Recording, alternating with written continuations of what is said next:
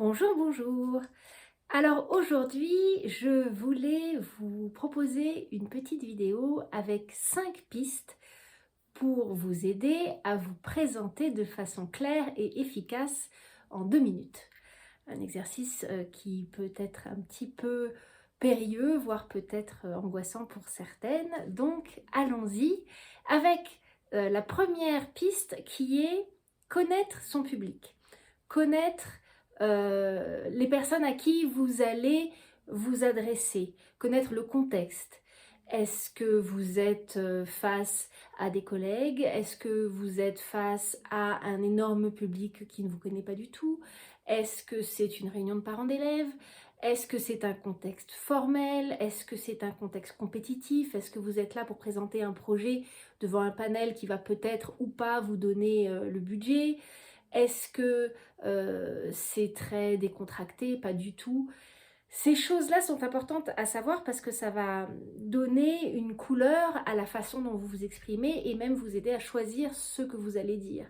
Et puis aussi, si vous êtes d'un naturel plutôt anxieux et que ça vous angoisse cette idée de parler et de vous présenter devant des gens, ça peut être utile d'avoir des informations sur la salle, le nombre de personnes, micro, pas micro, des choses sur lesquelles vous ne pouvez pas y faire grand-chose. Si vous devez parler devant un micro et que vous n'aimez pas ça et que ça vous angoisse, et ben tant pis, vous devrez parler devant un micro, mais au moins vous le saurez, vous pourrez peut-être anticiper, vous préparer et vous mettre déjà dans cette situation pour pas être en plus du reste surpris par ce qui va vous tomber dessus.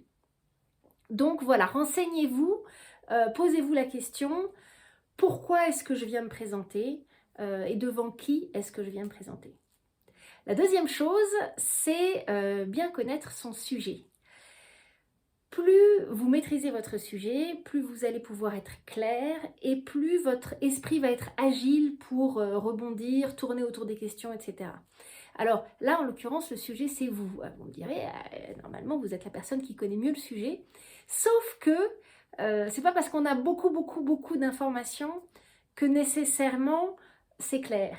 Donc là, vous avez évidemment énormément d'informations sur vous, mais peut-être que vous n'avez pas nécessairement pris le temps de faire le tri et de bien ranger.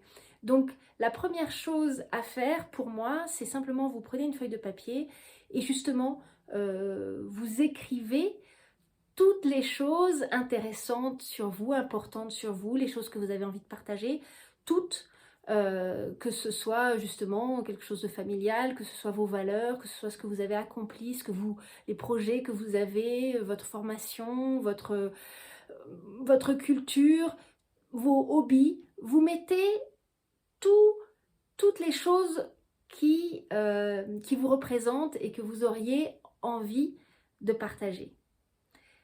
Et à partir de là, ensuite arrive le troisième point important qui est choisir et organiser votre message. Et justement là, vous revenez à cette question de à qui vous allez vous présenter, devant qui vous vous présentez. Et l'idée, c'est de choisir parmi tout ce que vous avez, toutes les pépites que vous avez sorties de vous-même, les peut-être... Alors, moi, ce que je vous proposerais de faire, c'est de choisir, on va dire, 4 ou 6 points pour commencer. Et puis, sur ces 4 ou 6 points, il y a peut-être 2 choses à chaque fois ou 3 choses que vous voulez dire. Et de voir déjà, de faire une fois, d'essayer lorsque vous vous présentez en parlant simplement de ces 4 ou 6 points, est-ce que vous mettez 3 minutes 10 ou est-ce que vous en mettez 1 minute 20? Et là, vous pouvez voir déjà, est-ce que je peux rajouter des choses, est-ce que je peux en enlever? Ça, 2 minutes, pour certaines personnes, ça va sembler très court et pour d'autres, ça va sembler très long. Mais dans l'absolu, ne résistez à l'envie de mettre un maximum d'informations, de mettre tout ce que vous pouvez, que ce soit une espèce de liste de tout ce que vous avez accompli. Laissez de la place pour que ça respire, laissez de la place pour que ça vive. Idéalement, évidemment, tout ne va pas intéresser tout le monde, donc évidemment, basez-vous sur ce que vous avez appris du public devant lequel vous allez vous présenter. Et puis, trouvez un chemin pour relier ces différents éléments, trouver la façon dont ils s'articulent. Peut-être que ça va aussi vous aider, il y a peut-être un truc clairement, vous avez du mal à le faire rentrer dans le chemin, alors qu'il y en a un autre, finalement, vous l'avez mis de côté, mais il irait vachement bien. Bon, bah, ça peut valoir la peine peut-être de changer. Et donc, vous vous basez sur qui est-ce que vous voulez mettre en avant aujourd'hui? Qui est-ce que vous voulez présenter aujourd'hui devant ces personnes qui vont vous écouter? Une autre chose à garder en tête, c'est justement peut-être que vous voulez aussi prendre en compte les personnes devant lesquelles vous parlez, remercier un tel qui vous a donné l'occasion de venir vous présenter aujourd'hui, ou je suis très heureuse d'être accueillie dans ce groupe de... Voilà, voir si c'est quelque chose que vous voulez mentionner, et si c'est le cas, trouver la formule, idéalement peut-être pas trop longue, parce que vous n'avez que 2 minutes, mais qui va vous permettre malgré tout de ne pas manquer quelque chose d'important. Donc vous avez étudié le contexte, le sujet, vous avez choisi et organisé le message que vous voulez mettre en avant. Et maintenant, vous allez vous préparer. La quatrième chose importante, vous avez évidemment déjà commencé à le faire, mais se préparer concrètement, faites des essais à voix haute avec un timer que vous mettez sur 2 minutes. Donc quand ça fait 2 minutes, ça fait ding, c'est pas vous... Mais comme ça, vous savez, ah mon Dieu, j'en suis que là, et ça fait déjà 2 minutes. Et allez-y à voix haute, parce qu'à l'intérieur de notre mental, on peut faire à peu près tout ce qu'on veut. Lorsque vous le faites à voix haute, vous vous rendez compte du temps que vous mettez parfois avant de sortir un mot, ou à l'inverse pour certaines personnes. Alors en général, on peut osciller entre 2 écueils, soit on parle trop vite, soit on est trop mou. Alors si vous parlez trop vite, déjà, revenez peut-être un instant sur le contenu de votre message. Est-ce que vous avez essayé de mettre beaucoup trop de choses et que tout simplement il faudrait en enlever 2 ou 5 pour que ça tienne? Dans ces cas-là, faites-le. Après, souvent, c'est simplement soit une manie, soit un espoir désespéré que si vous allez parler plus vite, ça va se terminer plus vite. Donc, il faut simplement prendre son temps et ralentir. Plusieurs choses qui peuvent vous aider là-dedans. D'abord, respirer, prenez le temps de respirer. Ensuite, moi, je suis quelqu'un qui parle trop vite. Vous avez peut-être dû vous en apercevoir. Et ce qui m'aide à ralentir, c'est visuellement, lorsque je me sens m'emballer, d'imaginer que je tire sur les rênes du cheval, comme si j'étais moi-même ce cheval qui s'emballe, et intérieurement, sans mots, je tire sur les rênes et je sais que je dois ralentir. Et une autre image qui m'aide, c'est l'image d'un bouton, vous savez, comme si je pouvais ralentir la vitesse, comme si tout à coup je passais un peu au ralenti, et ça fait ralentir tout, c'est-à-dire ça fait ralentir mon débit de parole, mais ça me fait ralentir aussi les mouvements, et je retrouve un peu de calme. Trouvez l'image qui vous satisfait, qui vous parle, qui est efficace pour vous. Pensez à bien respirer. Et si vous faites à l'inverse partie des gens qui sont plutôt un peu en dessous, plutôt un peu mou, alors moi, les images qui peuvent marcher avec moi lorsque je manque d'énergie, c'est d'aller chercher le feu ici. Donc d'imaginer que j'ai pareil, moi j'aime bien les boutons, j'ai un petit truc de gaz là, et hop, je monte le gaz ici, et j'augmente le feu, et ça m'aide à aller chercher de l'énergie quand il m'en manque.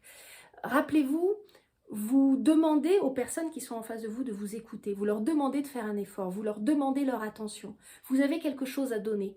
Vous ne pouvez pas simplement faire le minimum syndical et espérer qu'on vous écoute. Enfin, vous pouvez, mais moi je vous encourage, puisque vous allez demander leur attention, d'aller chercher cette énergie à l'intérieur de vous, ce feu, et de mettre quelque chose en avant pour attraper l'attention, pour attraper le regard.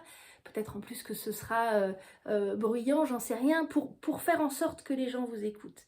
Il y a un échange à mettre en place, il y a une connexion à mettre en place, et donc vous avez un rôle à jouer là-dedans, évidemment, mais pensez-y au niveau de l'énergie que vous avez à y mettre. Alors, je vous conseillerais aussi, donc, vous répétez, vous enregistrez, vous modifiez s'il faut rajouter ou il faut rétrécir parce que vous dépassez ou pas, vous vous rendez compte en le faisant, alors peut-être que vous vous enregistrez ou pas, mais en tout cas, vous vous rendez compte si vous parlez trop vite ou si vous avez le sentiment que, au contraire, c'est un peu mou. Moi, je vous encourage à vous échauffer avant. Alors évidemment, vous n'allez peut-être pas avoir moyen de vous échauffer juste avant, mais même si c'est à midi alors que vous rentrez dans la salle à 14 heures, si vous prenez 5 minutes pour bien détendre votre mâchoire, ça va être plus souple, vous pouvez articuler plus facilement. Et pareil, si vous voulez ralentir votre débit, vous concentrez sur votre articulation et faire en sorte de bien articuler et de bien mâcher chacune des syllabes, ça va vous aider à ralentir. Et puis, ce petit échauffement vous permet de vous reconnecter avec votre voix. Donc c'est pareil, il y a une certaine énergie qui se met en place et ça va vous aider à être plus à l'aise au moment opportun. Travaillez peut-être aussi avec votre respiration. Par rapport à la voix, c'est toujours utile. Travailler avec la notion d'ancrage par rapport à la voix, c'est toujours utile. Il y a plein de vidéos à droite à gauche sur cette chaîne qui peuvent vous aider dans, dans cette idée-là. Mais parce que vous avez à être entendue et à être comprise, mais aussi il y a un travail à faire d'accepter de vous exposer, d'accepter d'être regardé et de choisir et de décider que oui, on va vous regarder, on va vous écouter, tout va être sur vous à ce moment-là et vous n'allez parler que de vous. Toutes ces choses-là vous ont peut-être mis passablement inconfortable. Alors bah, pareil, il y a plein de travail à faire là-dessus, mais dans le cas présent, simplement tournez un peu avec, familiarisez-vous avec cette idée-là parce que c'est la réalité. Une présentation, c'est une exposition, c'est une demande d'attention et donc il faut être à l'aise avec ça, il faut accepter cette idée-là et idéalement même y prendre un certain plaisir et une certaine joie et se saisir de cette opportunité. Donc voilà, prenez un petit instant simplement pour réfléchir à ce choix que vous faites de vous présenter devant des gens et le ressentir et le vivre et y trouver quelque chose. Et puis la dernière chose, c'est sur le moment d'être présente et à l'écoute. De ne pas justement soit être complètement stressé par ce qu'on a à dire. Alors, une autre chose que vous pouvez faire pour éviter un peu le stress, c'est tout simplement vous envoyer un petit SMS avec les 5-6 points que vous avez décidé d'aborder, ou vous mettez un petit carton et vous regardez juste avant pour pas que ce soit l'essentiel de votre, discours soit intérieur, ce soit « ah, faut bien que j'oublie, pas que j'oublie de parler de ça, parler de ça, parler de ça ». Donc, au moment où vous allez parler, avant de parler, soyez à l'écoute des autres, soyez à l'écoute de l'ambiance de la salle, soyez à l'écoute de vous-même aussi pour doser, vous rendre compte si vous êtes justement très tendu ou finalement ça se passe bien et si vous êtes très tendu, ok, bah, je vais revenir un peu vers ma respiration, revenir un peu vers mon ancrage pour retrouver un peu de calme ou pas. Et soyez à l'écoute de tout ce qui s'est dit avant, de la personne qui va parler avant vous, de façon à ce que vous soyez en connexion avec elle, en connexion avec le groupe, que vous ne soyez pas complètement isolé dans la petite bulle que vous vous êtes créée pour essayer de survivre à cette idée-là. Donc voilà, à l'écoute et évidemment présente. Parce que vous vous présentez, c'est vous qui vous présentez. Donc vous avez quelque chose de vous que vous avez envie de nous donner et donc il faut que vous soyez pleinement là, pleinement avec vous-même, avec ce que vous avez à mettre en avant qui vous est propre. Et d'ailleurs, pour revenir sur l'idée de l'organisation du message, profitez justement de votre individualité à ce moment-là. La présentation de votre message, la façon dont vous organisez vos idées, c'est pas nécessairement linéaire. Si vous êtes quelqu'un, si une grande partie de vous, c'est d'être peintre, bah peut-être que vous allez vous appuyer sur 2 dessins pour vous présenter. Peut-être que vous avez envie de mettre en place quelque chose où vous allez justement commencer par 4 idées comme ça, paf, paf, paf, et puis ensuite hop, faire une sorte de petit tour de magie qui fait que tout retombe sur ses pieds. C'est vous que vous présentez, c'est vous qu'on a envie de découvrir, qu'on a envie d'écouter, évidemment tout en gardant en tête quand même dans quel contexte vous vous trouvez, mais il y a de vous-même à mettre en avant et ça c'est très important. Et donc votre présence, votre investissement au moment donné est très important. Alors j'espère que tout ça vous aura été utile et bien sûr vous pouvez liker, vous pouvez commenter, vous pouvez me poser des questions, partager. Je voulais remercier le Club Women Connecting qui m'a donné l'idée de cette petite vidéo. Mesdames, j'espère que ça vous sera utile. Et en profiter aussi parce que j'ai eu la chance d'être reçue dans leur podcast Portrait de femmes inspirantes. J'en ai été ravie, je vous mettrai aussi le petit lien en dessous si vous voulez aller écouter ça.